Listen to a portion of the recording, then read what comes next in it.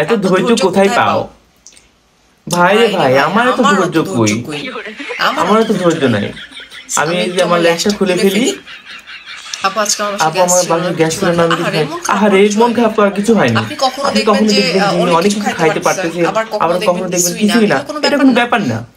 পুরো dining table যদি এত খাবার ছিল, বিশ্বাস করে আমি কি খাইছি? আমি কিছুই খাই নাই, কারণ আমি এখন ডায়েটে আছি। তো এগুলো কোনো ব্যাপার না। আপনার ক্ষুধা লাগে না? অনেক ক্ষুধা লাগছে। আমার জামাই বলছে ডায়েট করতে, এই জন্য আমি এটা খাইছি। নাজমা, নাজমা, রান্নাঘরের কি অবস্থা?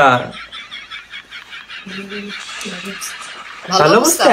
অনেকে বলছে যে আপু কি রান্না করবা, রান্নাঘরে করবা কিনা সেটা।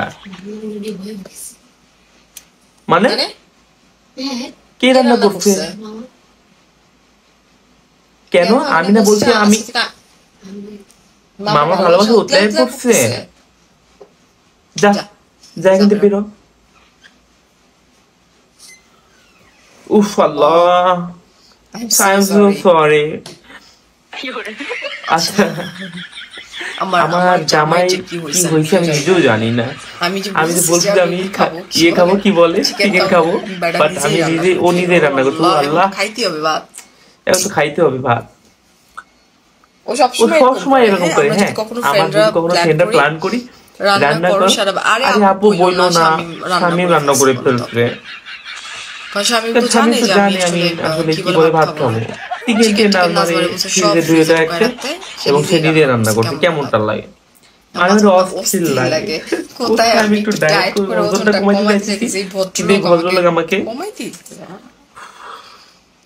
দাঁড়ান আজকে আমাদের একদিন ও এখন গিয়ে বেডরুমে ঘুমাবে না, ও ফ্যাশন করে ও লিভিং রুমে ঘুমাবে। দেখতেছি ও এত বাচ্চা কিভাবে করে ফেলছে। শোনো, ও রান্না করতে পারে না, বুঝছো? ও শুধুমাত্র তোমার পাঙ্গাস মাছ রান্না করতে পারে, অন্য কিছু রান্না করতে পারে না। আচ্ছা আপু, বিউটি প্রোডাক্ট নিছিলাম তোমার লাইক দেখে খুব ভালো করছো। তেমন না, হাই। তো আমি এখন এই যে এটা খাবো।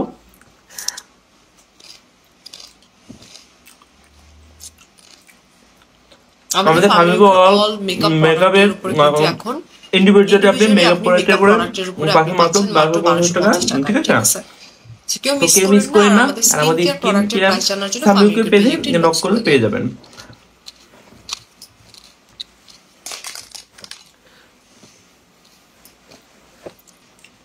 আমার জামাই কই মাছ রান্না করতেছে আমার জন্য।